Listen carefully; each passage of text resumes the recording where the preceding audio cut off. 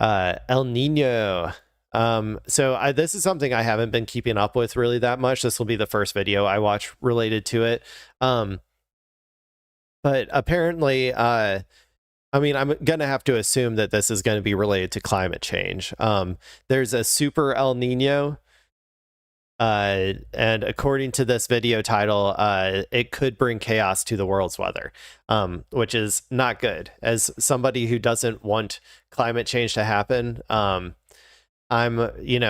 pretty like I hate the heat generally, and I really despise like the extremes of the weather spectrum. I like to have it, I like to have the weather go through like phases of being relatively hot or on the other end being relatively cold. Like I like to have seasons. I don't really want to ever live in like California where there's no seasons. However, I don't like when, the weather starts getting to like 108 or whatever in St. Louis, or gets down to like -10 degrees, So I'm pretty personally concerned about climate change just from a selfish perspective of not wanting to have to deal with that shit. But also, obviously, there's the global ramifications that will come that are much more important in terms of that. So let's go and watch this video. Let's see what's happening with El Nino. Also, I got to go downstairs and get some caffeine or something, so I'll be right back. Right now, across the Pacific Ocean, something is happening that could change the world's weather. It's called El Nino, and it's a global weather phenomenon that can reshape the weather, food, and temperatures worldwide. Depending on where you are, it can mean devastating floods, extreme droughts, intense heat waves, or raging wildfires. And this year, it's looking increasingly likely it's going to be strong, really strong. I'm Simon King, a lead weather presenter and meteorologist at the BBC. So let me explain how it works and what it could mean for us. El Nino is a natural climate pattern where the tropical Pacific Ocean warms up well above normal levels. Think of the Pacific like a radiator. When it's turned on, the heat transfers into the atmosphere, boosting the global average temperature. You might have also heard of La Nina, and that's the cooler than average phase. We were just in that phase last winter, but now the tropical Pacific is warming up very quickly. And the latest data suggests we're already close to or even past the threshold for El Nino to begin. It can bring chaos to weather patterns all over the world, and it's expected to keep building, peaking in strength later this year. So how strong could it get? Well, forecasters around the world use different models to predict El Nino, and right now they're all pointing in the same direction. The Pacific is warming fast. US forecasters say that El Nino will officially form within the next. Okay, sorry, I'm going back to here. My headphones didn't like reach that far, so I missed some of this. So I'm just going to start from here and then I'll give some commentary. This year. So how strong could it get? Well, forecasters around the world use different models to predict El Nino, and right now they're all pointing in the same direction. The Pacific is warming fast. US forecasters say that El Nino will officially form within the next month, and by late autumn or early winter, there's a 2 in 3 chance it will become strong or even very strong. Australian forecasters have similar predictions, and European forecasters say that around half of their models show it could be one of the strongest on record. This has prompted some to call this a super, mega, or even Godzilla El Nino later this year. You'd have to go back. They're using my terminology. I like to use the term super and mega a lot, especially back to back. Super mega El Nino. Hopefully, okay, it sounds like it might be one of the strongest, but hopefully it's not like, a world shattering El Nino, but I might have missed they were just talking about El Nino, like as a whole, it sounds like before. So let's see what they're saying. Back over a decade to find a very strong El Nino in modern history. In 2015, 2016 and 1997, 1998, temperatures in the El Nino region of the Pacific were 2.4 degrees above average. And that's still lower than some forecasts for this year, which are suggesting the average temperature could be between 2.5 and 3 degrees warmer than usual. The strongest ever El Nino is thought to be in 1877, when the temperature was 2.7 above average. Though this was a very different era when 2.7, but didn't they say that we had multiple that were that long or that high before. And this one's supposed to be higher than that, I guess. There were much fewer observations. So, what does it mean for weather? Well, this is the key. And there's one region which can be hit most directly. No Oh, not the Midwest, not the Midwest, not the Midwest. Please. two El Ninos are exactly the same. And so officials say that the particular strength of an El Nino doesn't directly correlate with the strength of the impact seen. But we do know it's likely to have more of an impact to those regions around the Pacific. So flooding in northern Peru and southern Ecuador is common, but also potentially in East Africa, Central Asia, and southern portions of North America. At the same time, other regions get the opposite effect. Okay. Okay. So the southern portion of North America. I don't live in the South, so I guess I'm somewhat insulated from the effects of this. It sounds like a lot of global South countries, though, are going to be getting impacted by this, in terms of like flooding and stuff, which is sad. Hopefully it's not too bad. Hopefully El Nino chills out a little bit before it actually comes. But yeah, that's not good. El Nino tends to suppress Atlantic tropical storms, which might sound like good news, but for Central America, that leads to a lot less rainfall and potentially drought conditions. There is a greater chance of drought and wildfires in parts of Australia, Indonesia, and the north of South America, which can damage agriculture and reduce global food supplies. It will depend on the eventual strength of El Nino, but scientists are already suggesting that 2027 could become the warmest year on record. So how is El Nino Well, every year is basically the warmest year on record nowadays. I mean, seriously, I feel like it is like almost every year we get a new warmest year on record. And I think that will probably just keep happening until we actually address climate change. And we can, people. It's not like some impossible thing to do. Like there used to be a hole in the ozone layer. It was a huge deal back in the day. There's a hole that was being created in the ozone layer, and it was due to our consumption habits. And it was due to our I think like gas and methane production or whatever, and we were able to stop it. We stopped the hole in the ozone layer, and like it fixed it. It rectified itself. The hole, it went away, and then our ozone layer was back to being basically normal at that point. And so the same thing can happen with climate change, man. If we put all of the world put their biggest minds and not biggest, honestly, we have all the solutions we need to it already, namely just solar power. Like we just need to electrify everything relatively quickly.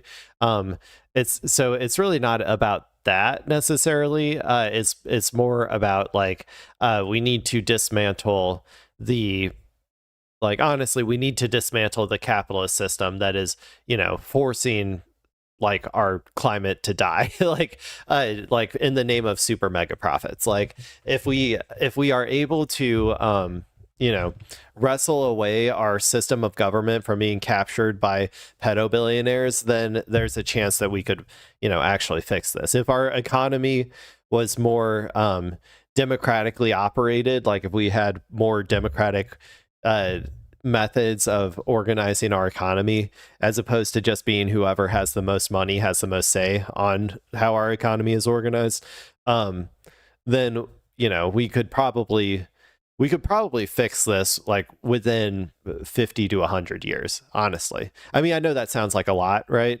But that's really not that long in the grand scheme of like humanity and the grand scheme of like planets and worlds and stuff or whatever. We could probably get our planet back to exactly how it would have been without climate change within like 50 to 100 years. But that takes a real concerted. Well, that's going to take a straight up overthrow of the system of government that we have created, or like the mode of production that we have created under capitalism, like international capitalism in particular. Like it'll probably take a while for us to even get rid of that, to then be able to actually make the necessary changes to try to fix it, in my personal opinion. But we can. Uh, it's still possible to fix climate change, and I think reverse climate change too. If I remember correctly, can climate change be reversed?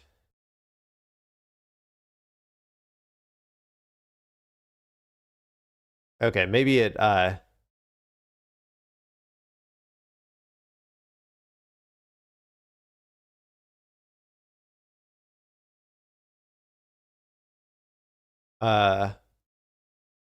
okay, I guess maybe you can't reverse climate change. It sounds like you can only mitigate it, according to, according to Reddit, which, I'll take that with a grain of salt. Um, but yeah, I don't know. Maybe that part isn't as reversible as I was thinking it was, but we can still at least stop the worst aspects of it. But I don't know. At this point, though, ugh, God, I don't mean to be a doomer though, but like the scale, the amount of time I think it would take to like reorganize society away from capitalism, which would be a necessary precondition to solving climate change, is probably like a long time coming. Like it'll probably take a while, and then only after that can we really get down to the nitty gritty of actually like solving this problem. So I don't know. We'll see what happens. I just got myself in a doomer mood, though, apparently. Affected the climate in the past. Well, the last El Nino in 2023-24 helped make 2024 the warmest year on record. And during the last very strong El Nino in 2015-2016 that I mentioned earlier, there was severe drought in parts of Africa, specifically Ethiopia and the Caribbean. Increased wildfires hit Central Asia, and there was a huge impact on food. The droughts and floods caused by that El Nino a decade ago affected the food security of more than 60 million people. Oh, sorry. Okay, so it would eventually reverse. Like climate change would eventually reverse, but it would take a long time.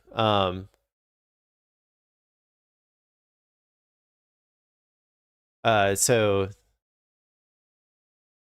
let me just pull this up while I'm reading here, because I kind of got sidetracked talking about climate change. So now this is a climate change sub. I guess it already kind of was, but the bad news is that while ending our greenhouse gas emissions could swiftly stop climate change from getting any worse, it takes far longer to reverse the warming we've already caused. For example, Sokolov cites one plan, the study model called Sky 2050, which was meant to keep the planet from warming by 1.5 degrees Celsius.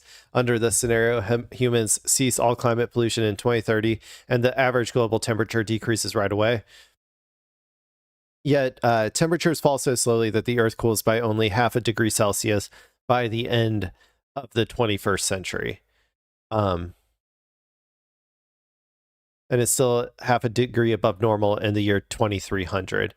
So that's actually not as long of a time scale as I was thinking.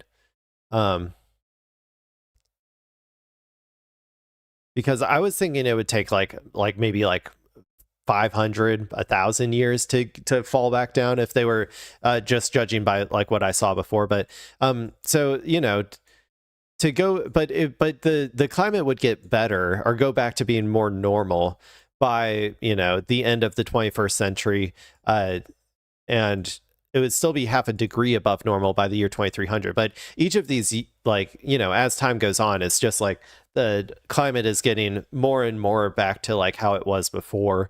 So while it would be a very slow process to get back to like the natural state that the Earth is in, that's a little bit more hopeful. Like the Earth will rectify itself eventually, once we, stop polluting so much. One thing that is always so weird to me a lot of the times is like the people who are like so anti green energy, but like weirdly super into like nuclear and stuff. Like have you met these types of people? I think like Sagar in let me fix this real quick. Whoops. Okay. I can't get it. Okay, whatever. Like Sagar from Breaking Points, I think is one of these guys. I don't know if he's necessarily anti-green energy, but I think he gives me the vibe that he has been like propagandized to some extent against green energy. And I always wonder, I'm like, you understand that there is like a giant nuclear reactor in the sky called the sun, right? Like this is a free nuclear reactor that like people gave us that is like out there just to like endless amounts of energy just being pumped into the void of space that is like just like not doing anything. Like it is literally just evaporating into nothingness in space. And you could like, take that energy that this big giant nuclear reactor in the sky is like pumping out and just like funnel that into energy. And it would be like endlessly like we would have unending energy for 4 billion years or whatever, right? Like unending energy and more energy than we could ever possibly need. And I'm always so surprised. Like, it's like, I don't know. I think that that's one of those moments where I'm like, people definitely are just like, just bought into the propaganda of the like oil industry, the oil lobby, and aren't able to like just think rationally about stuff when I see people like that. But anyway, I'm getting distracted again. But I guess we learned at least that the Earth will cool back relatively, in my opinion, relatively quickly by like the year like 2300 if we like ended it, today. Back down to like almost normal, like still half a degree warm. It might take even, I think it like temperature things, I think oftentimes are like very like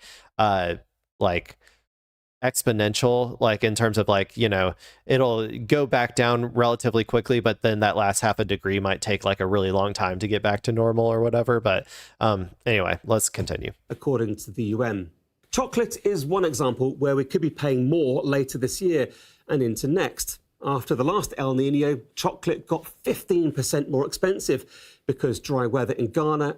Well, considering how expensive coffee beans are right now, I wouldn't be surprised if chocolate is already like 30% more expensive just due to like inflation and like trade tariffs or whatever, at least in America. And the Ivory Coast affected the cocoa harvests. Should we be concerned then? It's not just about chocolate prices. The impact of El Nino is already being felt for some. Forest fires in Indonesia have started earlier this year, and communities there are especially worried that El Nino could intensify those wildfires, damaging homes, businesses, and agriculture. And what's happening in the Middle East affects things too. It's already putting pressure on food production and agriculture. The price of fertilizer has increased, and this will impact harvests in the coming months. So we could see reduced food supplies and higher prices. Sources have told me that there have been already lots of conversations happening to prepare for El Nino between UN agencies, international NGOs, and interagency committees. For the UK, any direct impacts on our weather from El Nino are less certain. But climate scientists at the Met Office say El Nino years can increase the risk of colder winters here. Overall, we could be looking at potentially big humanitarian impacts through this year. Another day. Okay. Whoops. Right now. Autoplayed. Okay. Yeah. Well, there you go, people. I ended up just talking mostly about climate change, but that was kind of, I guess, the point to some extent of adding this video to my this segment to my playlist. So I hope that we all learned a little something about it. And I hope I didn't get people too down in terms of like how long it'll take to, fix these problems. I do think, I mean, I said it already, but I really do think reorganizing away from capitalism is a necessary precondition to actually fixing this problem. I don't think it's possible to fix this problem until we do that. And so, because otherwise the billionaires and stuff, they do not care about the planet. They do not care about people. They don't even care about our species and its survival. Like they only care about short-term profits, and they will prioritize that under all circumstances. And it is going to be more profitable in the short term to just keep, accelerating consumption and climate change and all that sort of stuff. So, yeah, that's my personal opinion on it, though. So